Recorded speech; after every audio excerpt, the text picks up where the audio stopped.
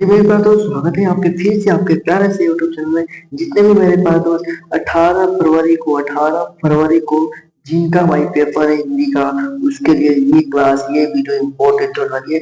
आपके लिए 18 फरवरी का इंतजाम कर दिया हूँ, ठीक है। और इसे के बाहर क्वेश्चन देखने को नहीं मिलेगा, इसमें से क्वेश्चन आपका 90% क्वेश्चन देखने को मिलेगा इसमें से, ठीक है। तो बस आप मेरे प्यारे दोस्त, मेरे प्यारे साथी, बस इतना आप तैयार कर लीजिए, आपका कहीं हिंदी का नंबर गया नहीं है, ठीक है। तो चलिए हम लोग देखते हैं आपका पेपर किस तरीके से आएगा, ठीक है। तो जरा ध्यान देंगे, जरा मेरे प्यारे दोस्त ध्यान देंगे। यहाँ पे आपको अगर पहला यहाँ पे आपको नोट दिया है, नोट में पढ़ते हैं, 15 मिनट पढ़ने के लिए आपको मिलता है, ठीक है। सभी प्रश्न अनिवार्य कह रहे हैं और यह प्रश्न दो खंड में बटा होगा, ठीक है। एक खंड अ और एक खंड ब में विभक्त है, ठीक है।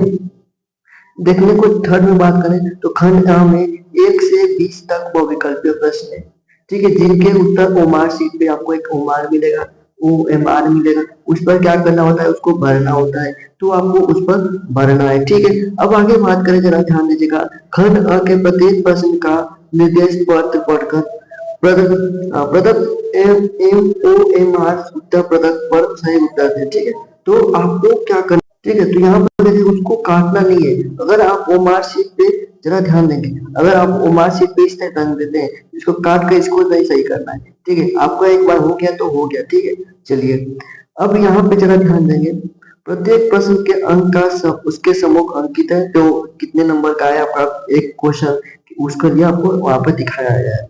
खंड ब में जरा देखें, 50 अंक के वर्णनात्मक प्रश्न है, यानी कि 20 नंबर का तो आपको MCQ यानी कि बहुविकल्पीय प्रश्न है और 50 नंबर में आपका सब कुछ करना होता है। चलिए हम लोग सबसे पहले बहुविकल्पीय प्रश्न देख लेते हैं, ओके।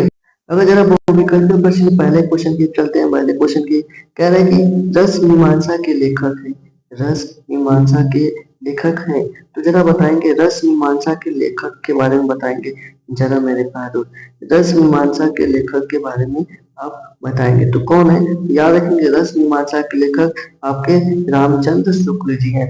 रस मीमांसा के लेखक कौन है, तो रामचंद्र शुक्ल जी हैं, क्लियर है। चलिए तितली कृति की विधा है, तितली कृति की विधा है, याद रखेंगे तितली कृति की कौन सी विधा है, तो उपन्यास, याद रखेंगे। आपको जिसका भाई आंसर मालूम है एक बार कमेंट में जरूर कमेंट करते रहे, उनको बताने से पहले, ठीक है।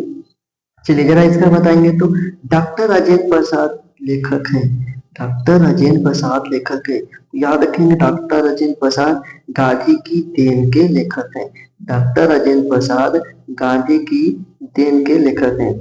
जरा बताएंगे इंद्र हिंदी साहित्य का इतिहास के लेखक कौन है, हिंदी साहित्य के इतिहास का लेखक कौन है, कहेंगे कि हिंदी साहित्य के इतिहास के लेखक आचार्य रामचंद्र शुक्ल जी है। इंद्रजाल के कौन है, जयशंकर प्रसाद जी है। और हिंदी साहित्य के विमर्श के कौन है, याद रखेंगे हिंदी साहित्य के विमर्श के आपके पद्मनाभ पूर्णानंद जी है, ठीक है। चलिए चौथे क्वेश्चन की तरफ बढ़ते हैं, चौथे क्वेश्चन की तरफ, चौथे क्वेश्चन की तरफ बढ़ते हैं। चौथा क्वेश्चन क्या कर रहा है, साहित्य और कला रचना है, साहित्य और कला रचना है। जरा बताएंगे साहित्य और कला रचना क्या है, ठीक है, किसके हैं। तो याद रखेंगे साहित्य और कला ये आपका भगवत सरल उपाध्याय जी का है, साहित्य और कला भगवत सरल उपाध्याय जी का है, ठीक है। शुक्लोत्तर युग के लेखक है, शुक्लोत्तर युग के लेखक कौन है, याद रखेंगे धर्मवीर भारती जी है, शुक्लोत्तर युग के लेखक। छठवें नंबर बात करें रीतिकालीन कवि है, रीतिकालीन कवि कौन है, याद रखेंगे पद्माकर जी है, पद्माकर जी है रीतिकालीन कवि, ठीक है। चलिए सातवें क्वेश्चन की, चलिए सातवें क्वेश्चन क्या कर रहा है, सातवां क्वेश्चन कर रहा है कि छत्रसाल, छत्रसाल दशक के रचयिता है, छत्रसाल दशक के रचयिता है। तो छत्रसाल, छत्रसाल दशक के रचयिता याद रखेंगे भूषण है, ठीक है। छत्रसाल दशक के रचयिता कौन है, तो भूषण है। चलिए अगला क्वेश्चन करते हैं, तार सप्तक के संपादक हैं, तार सप्तक के संपादक कौन है, याद रखेंगे सच्चिदानंद हीरानंद वंशयानंद अज्ञे, ठीक है, इनको याद रखेंगे।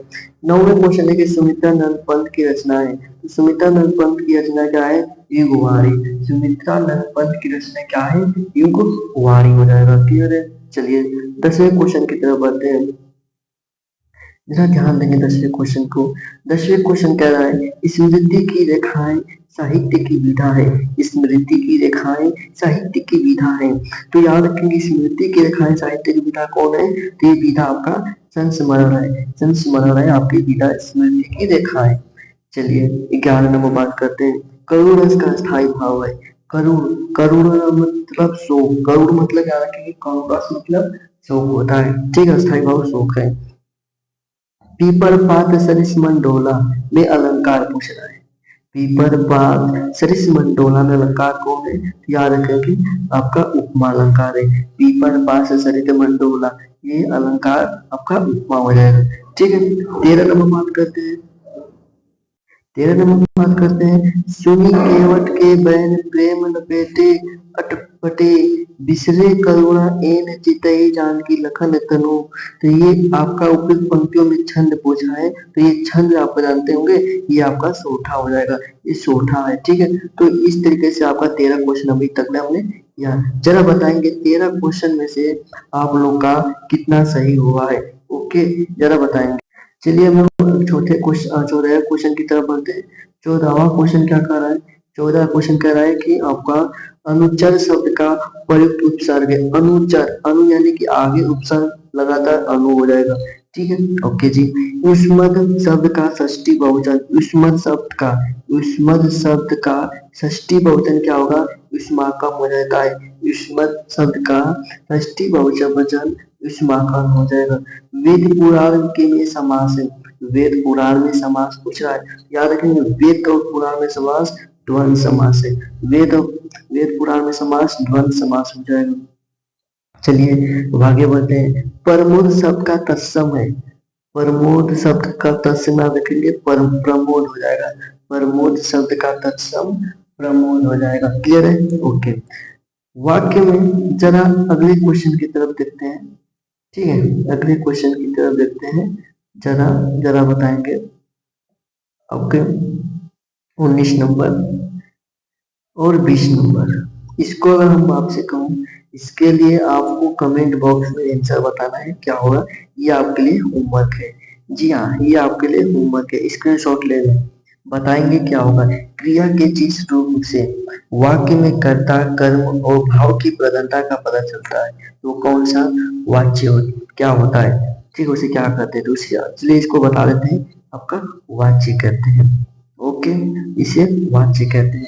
अब 20 वाले क्वेश्चन का आपको आंसर देना है। ठीक है, चलिए अब खंड ब में अब यहाँ से आपका 50 नंबर, 20 नंबर तो खत्म। अब यहाँ से आपका 50 नंबर स्टार्ट होता है। अब इसमें देखने को मिलेगा आपको, अगर आपके पास 2-3 साल का पेपर है तो उसको आप देख लेंगे तो आपको मालूम हो जाएगा कौन सा जो आपका गद्यांश से रिपीटेड है और कौन सी आने की संभावना 100% है। वो आप पता लगा सकते हैं अपने से। ठीक है, तो आपको देखना है और आपको इसका अच्छे तरीके से तैयारी इसको पढ़ लेना है। ठीक है, हर एक चैप्टर से कि जैसे यहाँ पे मित्रता किसकी है। ठीक है, मित्रता कौन लिखे हैं, तो ये सबको आपको मालूम होना चाहिए, याद होना चाहिए। ठीक है, चलिए कुछ इसी प्रकार से 2 आपको मिलेगा। ठीक है, दोनों में से कोई कर से। ठीक, उसी प्रकार से आपका एक गद्यांश जैसे पद्यांश का भी मिलेगा। ठीक है, इसका भी जैसे पद्यांश का भी मिलेगा। क्लियर है? ओके जी। जैसे यहाँ पे पद्यांश में आपको यहाँ मिलेगा, जैसे उसमें भी गद्यांश में 2 दिया था तो पद्यांश में भी आपका 2 देंगे। ठीक है, अब जरा आगे बात करते हैं। आपको संस्कृत में अनुवाद करने को मिलेगा। सॉरी, संस्कृत में दिया रहेगा, आपको हिंदी में अनुवाद करने को मिलेगा। ठीक है, तो इसको भी आप अच्छे तरीके से आप चैप्टर को पढ़ लेना है। ठीक है, और आपका जैसे गद्य से मिला तो पद से भी आपको संस्कृत का हिंदी में अनुवाद करने को मिलेगा।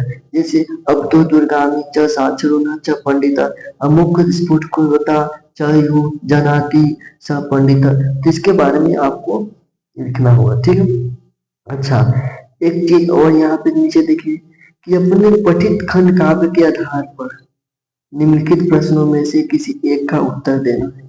जैसे आपके खंड काव्य आपके हर जगह का अलग अलग होता है। जो आपके कॉलेज में आपका सॉरी आपके जो स्कूल में होगा, जो पढ़ाया गया होगा, उस खंड का आपको अच्छे तरीके से पढ़ कर जाना है क्योंकि आपकी 3 नंबर का क्वेश्चन पूछा जाता है।